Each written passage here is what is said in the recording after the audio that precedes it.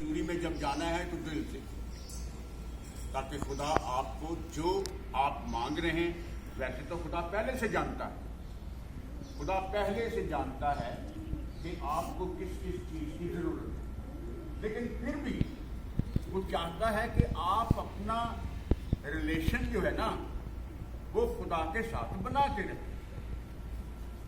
बाप को घर में पता होता है कि किस चीज़ की ज़रूरत है, लेकिन फिर भी वो चाहता है कि मेरा बेटा सुबह उठ के आए, मेरे पास आए, मुझे सलाम करे और फिर कहे पापा मुझे ये चीज़ चाहिए। तो जब हम खुदा के बेटे और बेटियां होकर के खुदा के पास जाते हैं और उससे मांगते हैं तो वो हमें मिल जाता है। इंसान इस दुनिया में हमेशा किसी न किसी झंझट में और किसी न किसी दुविधा में, किसी न किसी क्लेश में, किसी न किसी परेशानी में, टेंशन में रहता है। हमने अभी पढ़ा है ज़बूर 69 हम गा रहे थे, मुसीबत दे विच फंसिया। इस दुनिया में रहते हुए हम हमेशा किसी न किसी परेशानी में रहते। किचन में काम करने वाली जो औरत है, जो बीवी है, वो सुबह बनाती है तो दोपहर का फिक्र, दोपहर का भी हटता नहीं तो शाम का फिक्र, शाम का हटता नहीं तो रात का फिक्र, रात होती है तो फिर सुबह का फिक्र, तो सुबह क्या बनाएंगे। जो पढ़ने वाला है वो होमवर्क से तंग आ जाता है, असाइनमेंट से तंग आ जाता है, इतनी असाइनमेंट, इतना होमवर्क। ड्यूटी वाला अपने काम से तंग आ जाता है, इतना सारा काम मुझे दे दिया। मतलब हर समय इंसान जो है वो किसी ना किसी परेशानी में घिरा रहता है। मुसीबत दे विच फसिया हां, दुखियारा दुख विच धसिया हां, खलासी देवेगा खुदा बुलंदी में दुबखे। आपको ये आशा और उम्मीद जो है वो होनी चाहिए कि खुदा आपको, थैंक यू, खुदा आपको बरकतों से भर दे। मैं एक सवाल पूछना चाहता हूं, कल का कलाम किस किस ने दिल से सुना?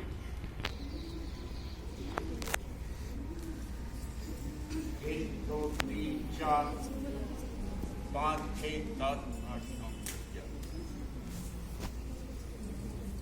लिखा गया था, सुनाया गया था कि लोभ जो है, लालच जो है, वो सब किस्म की बुराइयों की जड़ है। और मेरे बच्चों, माय डियर फ्रेंड्स, आप भी मेरे बच्चे हैं, ये छोटे बच्चे हैं, आप लोग बड़े बच्चे हैं। तो खुदा के बच्चों, कल मैं जब घर वक्त मुझे जाकर के वक्त मिला तो मैंने फिर इस वचन पर ध्यान दिया कि कहीं ना कहीं हम लोग हर किस्म के लोभ में, हम लोग किसी ना किसी लालच में धंसे हैं। मेरा मन जो है वो काबू में नहीं हो रहा था कि कहीं ना कहीं लालच हमारी जिंदगी में बना हुआ। आज उस लालच का खुदा पे असर क्या होगा वो बयान करने लग रहा हूं कि आप लोगों के और दूसरे लोगों के लालच के कारण खुदा क्रोधित हो जाता। आपके लोभ के कारण ना, लालच के कारण खुदा गुस्से में आ जाता है और वो अपना मुख जो है वो अपने लोगों से छिपा लेता है। खुदा मेरी सुनगा नहीं, खुदा किन्हें सुनेगा?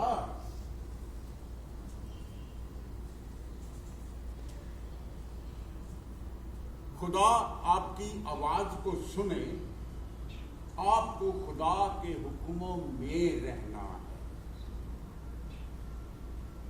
जैसे दुनिया में जो बच्चा माँ बाप के कहने में नहीं होता, उसे दुनियावी बाप जो है ना वो बेदखल कर देता है।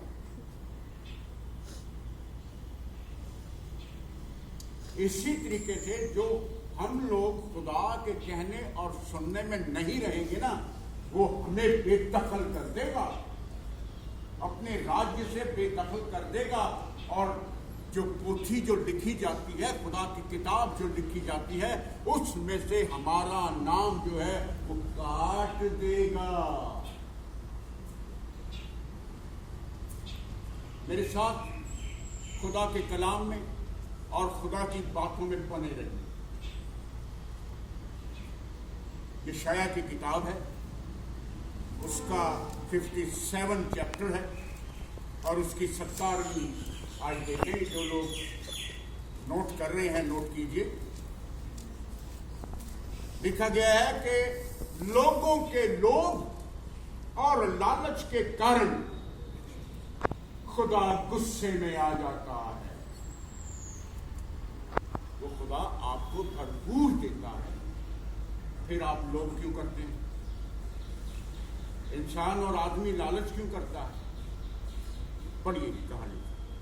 उसके लोभ के पाप के कारण मैंने क्रोधित होकर उसको दुख दिया था और क्रोध के मारे उससे मुंह छुपाया था। बस खुदा का कलाम कहता है कि उसके लालच के कारण, मैंने कल कलाम के बाद अभी बयान किया है कि कल जो कलाम पेश किया गया था, मैं उसके बारे में और जानना चाहता था।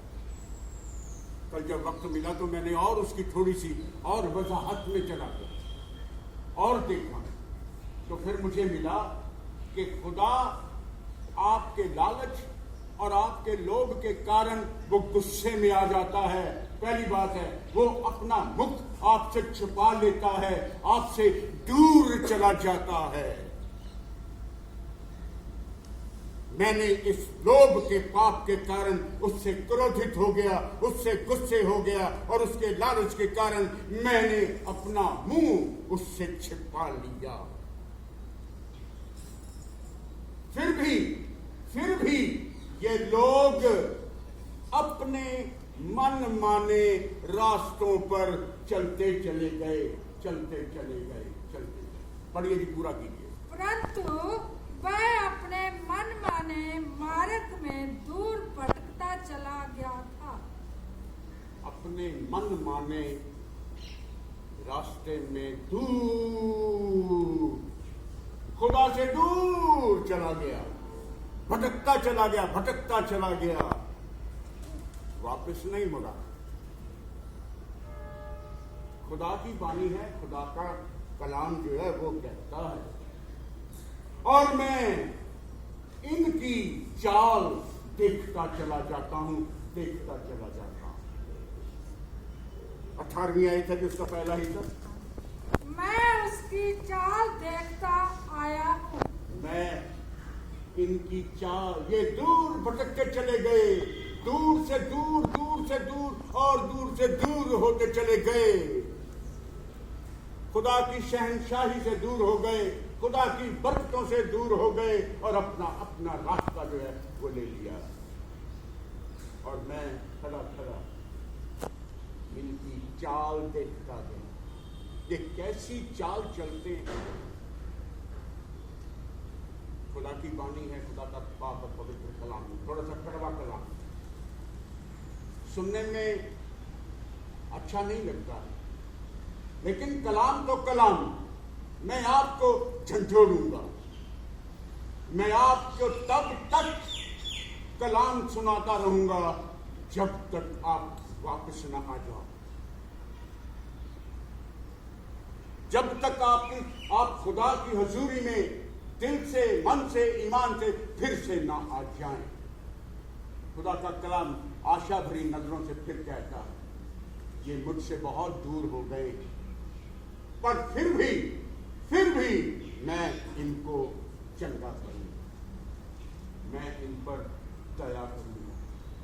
ये मेरे बच्चे हैं, मैंने अपने हाथों से इन्हें बनाया,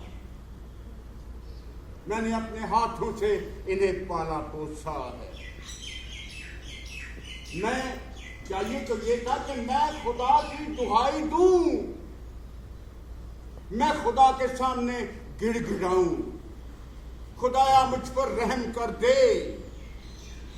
मैं अपना दुख, अभी हम गीत गा रहे थे, दुख विच फसिया, दुख विच तसिया खलासी देवेगा खुदा। अभी जबूर गा रहे, यहोवा के सामने गिड़गिड़ाऊंगा, मैं अपना दुख उसके सामने खोल के रख दूंगा।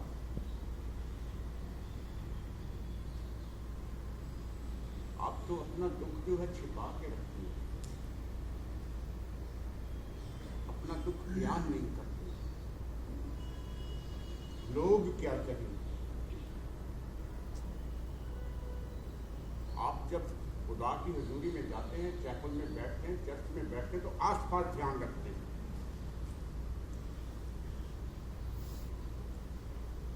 खुदा के साथ अपना दिली रिश्ता जो है वो नहीं जोड़ पाते। खुदा से दूर होते चले गए, खुदा से दूर होते चले गए। दिल तो चाहता था कि मैं अपना दुख तकलीफ जो है उसके सामने खोल दूं और अपना संकट जो है, अपनी परेशानी जो है, अपना दुख दर्द जो है वो खुल करके खुदा के सामने रख दूं। हमने तो रास्ता ही और नहीं किया। और खुदावन तू मेरी दशा को जानता, मेरे हालातों को जानता, मेरी परेशानियों को, मेरी टेंशन जो है वो तू वाकिफ। पढ़ेंगे ज़बूर 142 की पहली आयत। नीलम निकालें, ज़बूर 142 की पहली आयत नोट करें। मैं यहोवा परमेश्वर के सामने दुहाई दूंगा जब तक वो मुझ पर आशीष ना दे दे, जब तक वो मुझे भरपूरी की जिंदगी ना दे दे, मैं तुझे नहीं छोड़ूंगा। अपना रिलेशन जो है खुदा के साथ बना के रखिए। आसपास भूल जाइए कि वो कौन बैठा। आप अपने लिए खुदा के सामने आए हैं, किसी और के लिए नहीं आए। गिड़गिड़ाओ खुदा के सामने, दुहाई दे दो खुदा के सामने। आप परेशानी में होते हैं तो अपने बारे में सोचते रहते हैं, खुदा पर ध्यान नहीं देते। जी 142 पहली आयत। मैं यहोवा की दुहाई देता, मैं यहोवा से गिड़गिड़ाता हूँ। मैं यहोवा के सामने दुहाई देता हूँ, मैं उसका दरवाजा खटखटाता हूँ और खोल दे प्रभु मेरे लिए। मेरी आवाज को सुन ले, मेरे गिड़गिड़ाने को सुन ले, मेरी दुहाई को सुन ले। आगे पढ़िए। मैं अपने शोक की बातें उससे खोल कर कहता, अपने दुख की बातें मुझसे खोल कर कहता हूँ। आगे। मैं अपना संकट उसके आगे प्रकट करता हूँ। मैं अपना संकट, अपनी तकलीफ, अपनी परेशानी जो है खुदा के सामने, लोगों के सामने नहीं रखती, खुदा के सामने। उसने छुटकारा देना, उसने आपको संकट में से निकाल लेना, उसने आपको एक सही मार्ग दे देना है, उसने आपको एक सही रास्ता दिखा देना है, उसने आपके अंधेरे के सारे रास्तों में रोशनियां ही रोशनियां कर देनी है, आपको भरपूरी की जिंदगी दे देनी है। और तीसरी आयत के बीच वाला हिस्सा कहता है, तू मेरी दशा को जानता। देखिए ऐसे लिखा। तब तू मेरी दशा को जानता था, जिस रास्ते से मैं आने जाने वाला था। तू मेरी हालत को, मेरी दशा को जानता है। आप छिपाते फिर रहे हैं। वो कहता है मैं तुझे, तेरी दशा को जानता हूं। खुदा का कलाम फरमाता है अगर आप दुखी हैं ना, अगर आप परेशान हैं तो प्रार्थना करें, दुआ मांगे, अपने खुदा से दुआ मांगे। आप एक बार भरोसा करके तो देखिए, आप एक बार खुदा से मांग के तो देखें। आपने अभी तक मांगा ही नहीं, और अगर मांगा है तो अपना निजी स्वार्थ रख के मांगा। मैं आपको यकीन दिलाता हूं, आप किसी और के लिए मांगे, तो खुदा पहले आपको दे।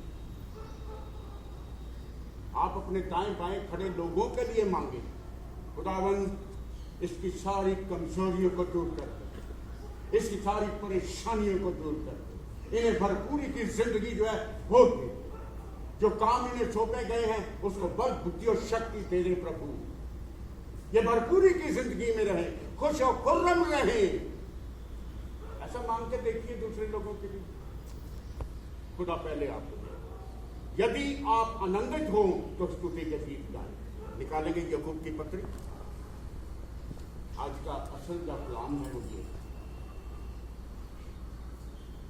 अगर तुम में से कोई दुखी हो तो वो दुआ है। सबसे पहले खुदा के सामने गिड़गिड़ाए, खुदा के सामने अपनी मनोदशा जो है वो खुदा के सामने। याकूब 5:13 है,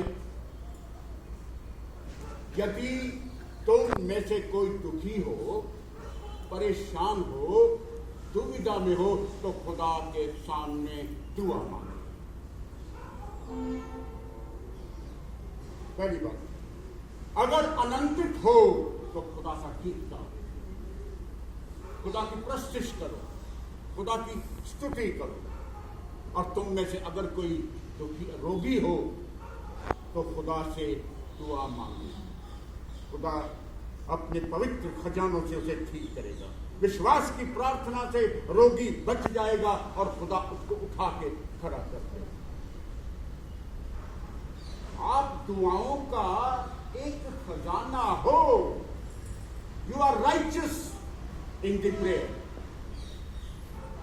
खुदा की आत्मा आप में बस, जब आप मरीज के पास जाते हैं, उसे छूते हैं, उससे बातचीत करते हैं, तो जो आपके अंदर खुदा की सामर्थ्य भरी हुई है ना, जो खुदा का कलाम आपके अंदर भरा हुआ है, जो खुदा की दुआ आपके अंदर भरी, वो काम करती है वहां जाकर। आदमी काम नहीं करता, खुदा की आत्मा, खुदा का कलाम, खुदा की दुआ वो काम करती है, वो छूती है, वो इलाज करती है, वो उसका हालचाल पूछती है। खुदा का कलाम है, खुदा की बानी है। विश्वास की प्रार्थना से रोगी बच जाएगा, खुदा उसे उठा के खड़ा किया करेगा। और अगर वो बीमारी गुनाहों की वजह से आई है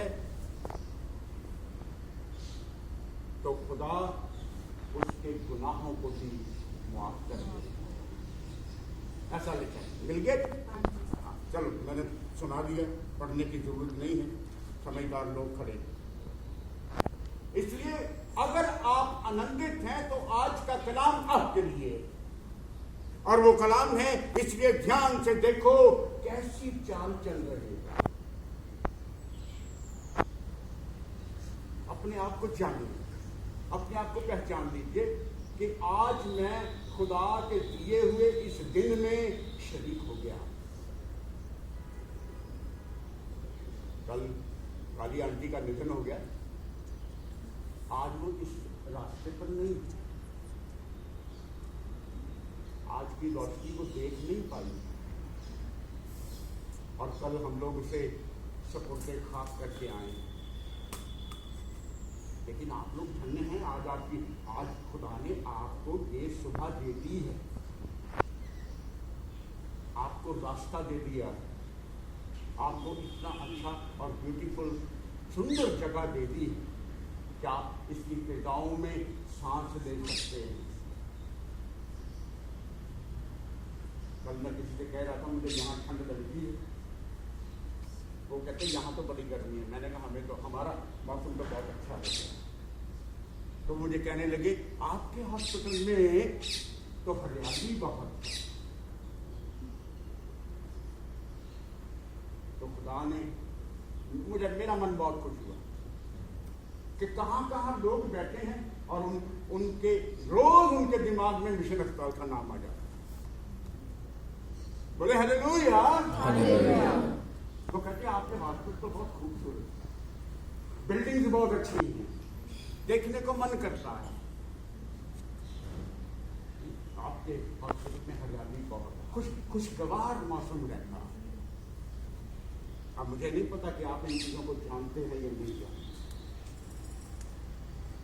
कैसी चाल चलते हो, आज देखेंगे कि हम कैसी चाल चल रहे हैं। हम खुदा से दूर होने वाले रास्ते पर तो नहीं है कभी। कैसी चाल चलते हो, निर्बुद्धियों की तरह नहीं पर बुद्धिमानों की तरह चाल चलो। ये पढ़ेंगे हम इफ्सियों की पत्री उसका 5वां अध्याय 15वीं आयत। इसलिए ध्यान से देखो कि कैसी चाल चलते हो। अगर आप आनंदित हैं, खुदा के बेटे खुदा की बेटियां हो, तो आज जानिए आप कैसी चाल चलते हो।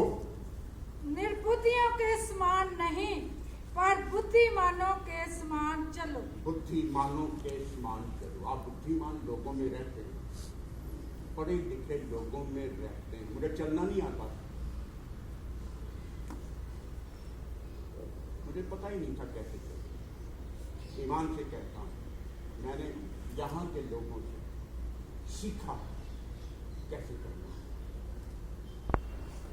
मैंने यहाँ के लोगों से सीखा कैसे अपनी जिंदगी जो है वो खुदा में मजबूत रखनी है। आप भी सीखने की कोशिश करें। ध्यान से समझो कि खुदा की मर्जी क्या है। आप खुदा की मर्जी को जाने। 17वीं आयत बयान कर रही है, ध्यान से समझो खुदा की मर्जी क्या है और आपस में भजन स्तुति गान और आत्मिक गीत गाया करो।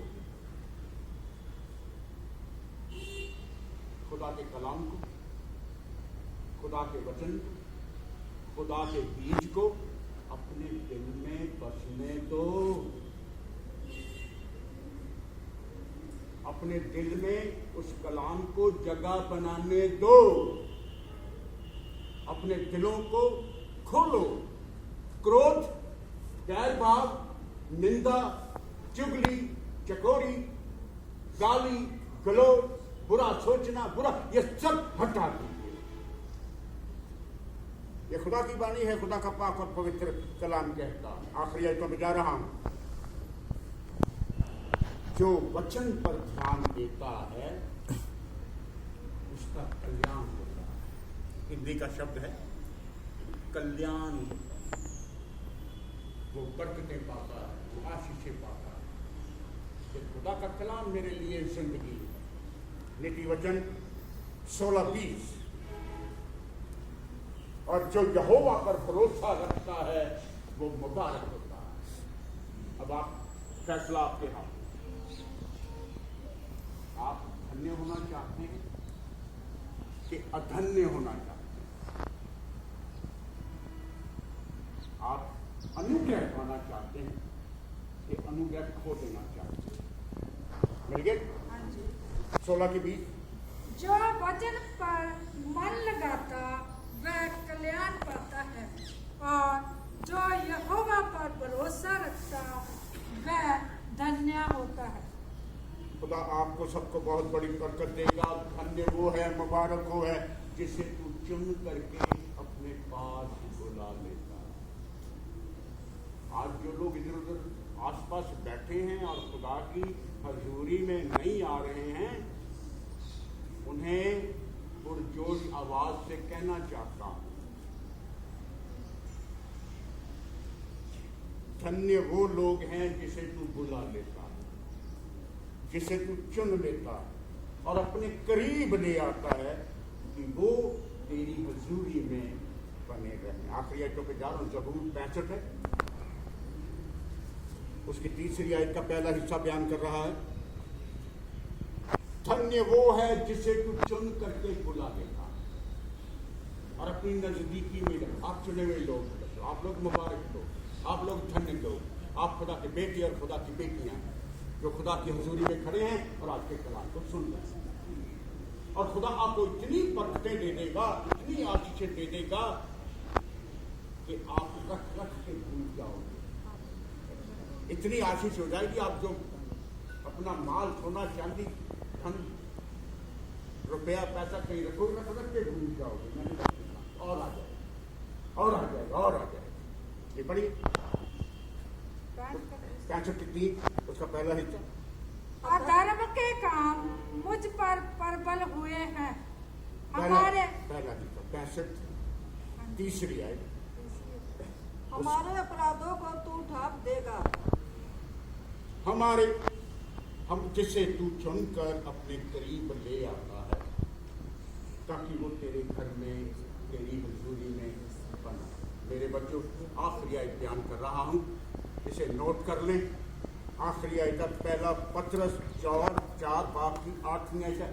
सबसे बड़ी और श्रेष्ठ बात ये है, इस आयत के साथ खुदा आपको बरकत देगा, आपको आशीष देगा। ये आयत आपके साथ जाएगी, इसे नोट कर लें। लिखा गया है कि सबसे श्रेष्ठ बात ये है कि आप एक दूसरे से ज्यादा मोहब्बत रखें। पहली मोहब्बत से ज्यादा रखें।